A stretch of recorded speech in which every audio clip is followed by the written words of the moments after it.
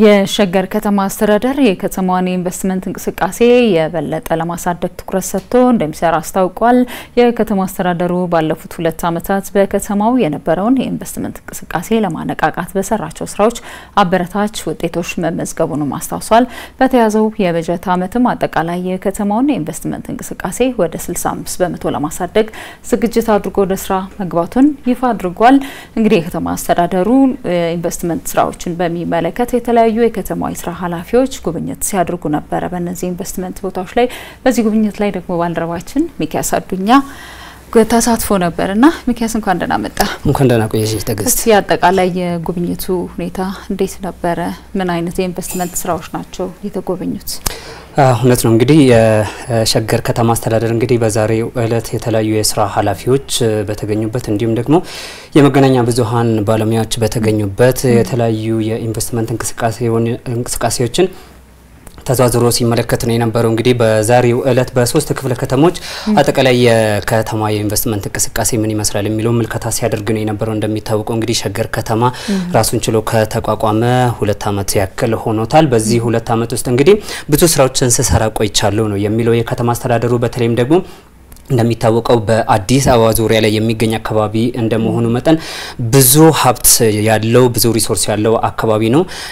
ከዛ ቀደምም በነበረው እንግዲህ አካባቢው ለኢንቨስትመንት ምቹ ከመሆኑ የተነሳ አብዛኛው ቦታዎች ለኢንቨስተሮች ተሰጥቶ የነበረበት ሁኔታ ነው የነበረው። ነገር ግን ሸገር ከተማ አስተዳደር በአስተዳደር ደረጃ ከተቋቋመ በኋላ እነዚህ አካባቢዎች ለረጅም ጊዜ ታጥረው የቆዩበት ወደ ስራ ያልገቡበት እንዲሁም ደግሞ ከዚህ የኢንቨስትመንት እንቅስቃሴ ጋር በተያያዘ ከፍተኛ የሆነ የመሬት ሽያጭ ወይም ደግሞ የመሬት ምዝበራ የነበረበት ሁኔታ እንደነበረ ነው እንግዲህ የከተማ አስተዳደሩ በዛሬው ዕለት ሲያደርግ በነበረው ምልከታ ላይ ሲገልጽ የነበረው ማለት ነው። እንግዲህ ባለፉት 2 ዓመታት ውስጥ እነዚህ ሁኔታዎች መቀየር ስለነበረባቸው ከፍተኛ የሆነ ትኩረትን ሰጥቶ ሲሰራ እንደነበረ ነው ያነሳው። በዚህም እንግዲህ በአጠቃላይ በተለይም አዳዲስ የኢንቨስትመንት እንቅስቃሴዎችን ባይቀበልም የነበሩት የኢንቨስትመንት እንቅስቃሴዎች ወደ መስመር እንዲገቡ የተደራጀ ዳታ እንዲኖራቸው በማድረግ በኩል ሰፊ ስራዎችን ነው ሲሰራ የነበረው። በዚህም በተለይም የታጠሩ አካባቢዎችን ስቶር የሆኑ የእቃ ማከማቻ በኢንቨስትመንት ስም ተወስዶ ማለት ነው ከፍተኛ የሆነ የእቃ ማከማቻ የነበሩ አካባቢዎች በተለይ ወደ 600 የሚሆኑት ፍቃዳቸው እንዲሰረዝ አድርጓል። ወደ 1500 የሚሆኑት ደግሞ የመጨረሻ ማስጠንቀቂያ በመስጠት ወደ ስራ እንዲገባ አድርጓል። ይሄንን ስራ በሚሰራበት ጊዜ እንግዲህ በአጠቃላይ የከተማ አስተዳደሩ የኢንቨስትመንት እንቅስቃሴ ወደ 42 በመቶ ብቻ ነው የነበረው። ነገር ግን ያለው ሀብት ስራ ላይ ማዋል ቢችል ኖሮ ከዚህ በላይ መሆን የሚችል ነው የነበረው። ነገር ግን በዚህ 2 ዓመት ውስጥ በተለይም ዲጂታላይዝድ በማድረግ በኩል የአካባቢ የኢንቨስትመንት እንቅስቃሴ በኦንላይን እንዲሆኑ ዳታዎቹ እንዲሰበሰቡ በማድረግ ኢንቨስትመንት እንቅስቃሴው እንዲያድግ በማድረግ ወደ 54 በመቶ እንዲያድግ አድርጎታል ማለት ነው። አንቺን በመግቢያ ላይ እንደገለጽሽው ደግሞ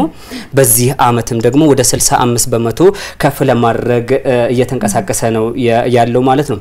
በተለይም እንግዲህ እነዚህ የኢንቨስትመንት አዳዲስ የኢንቨስትመንት እንቅስቃሴዎችን ባይቀበልም ኢንቨስተሮችን ባይቀበልም የነበሩት ወደ መስመር እንዲገቡ እንዲነቃቁ በማድረግ የማስፋፊያ ቦታ እንዲያገኙና የማስፋፊያ ስራዎችን በመስራት ወደ ስራ እንዲገቡ በማድረግ በኩል በአግሪካልቸር ማለትም በግብርና በአገልግሎት በማኑፋክቸሪንግ በርካታ ኢንዱስትሪዎች ወደ ስራ እንዲገቡ አድርጓል ማለት ነው። በዚህም አዳዲስ ኢንቨስትመንቶች ባይቀበሉም ግን ይህ አካባቢ በምንድነው የሚታወቀው? አርሶ አደሮች እዚህ አካባቢ ላይ እንደሚኖሩ ይታወቃል። የአርሶ አደሮች ቦታ ነው።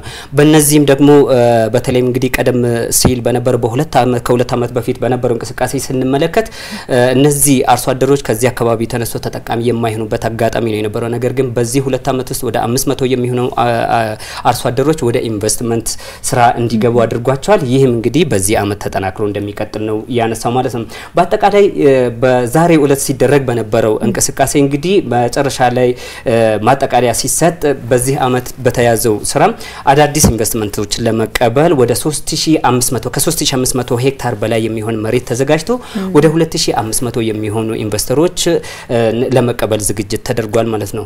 ይህም ከዚህ በፊት ከነበረው ምንድነው ኢንቨስተሮች በሚመጡበት ጊዜ ላይ ያላቸውን ዳታ ይዞ ወደ ከተማ አስተዳደሩ በመሄድ ቢሮክራሲው በጣም ብዙ ነው የነበረው። አሁን ግን ይሄንን በማስቀረት ሀገር ውስጥም ያሉ ውጪም ያሉ ኢንቨስተሮች በዚህ አካባቢ ላይ ኢንቨስት ማድረግ የሚፈልጉ ከሆነ ኦንላይን በመመዝገብ የሚጠበቅባቸውን በማሟላት ወደ ስራ መግባት እንደሚችሉ ነው ያነሳው ማለት ነው ከዚህ ጋር ተያይዞ ትልቅ ትኩረት ይሰጣል ተብሎ የተገመተው ደግሞ ምንድነው ቀደም ሲል እኔ እንዳነሳሁት አካባቢ ያርሶ አደር አካባቢ እንደመሆኑ መጠን በአነስተኛ ኢንተርፕራይዝ ላይ የተሰማሩና እነዚህ አርሶ አደሮች ወደ ኢንቨስትመንት ስራው እንዲገቡ በማድረግ ትልቅ ስራ ይሰራል ተብሎ ነው የሚጠበቀው በዚህም እንግዲህ ወደ 65% ለማሳደግ እቅድ ተይዟል ማለት ነው እንግዲህ የቀን ውሏችን በጣም ሰፊ ነው የነበረው በጣም ሰፊ ምልከታዎችን ነው ስናደርግ የነበረው ነገር ግን ካለን ሰዓት አንፃር ይሄንን መረጃ ለተመልካቾቻችን ለዚህ ለማድረስ ወድጃለሁ ሚካኤል ስላድርስከ መረጃ በጣም እናመሰግናለን መልካም ምሽት ይሁንልህ